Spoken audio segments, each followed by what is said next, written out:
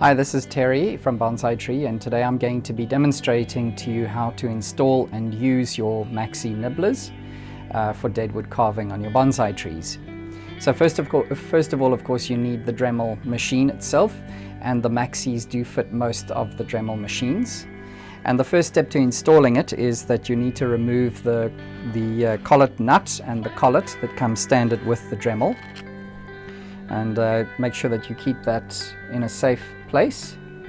And then you're going to put the collet that is shipped with the Maxi into the shaft of the Dremel, and then you get your Maxi carving bit.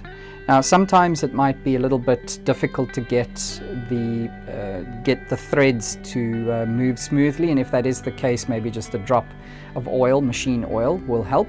Otherwise it might not be necessary. So align the threads and then just finger tighten the Maxi directly onto the shaft of the Dremel. And finger tighten until it's as tight as you can make it with your fingers, and then using the spanner that comes with your Dremel, the standard spanner, just give it a little bit of a twist, just one revolution until tight. Do not over tighten it, but it does need to be firm.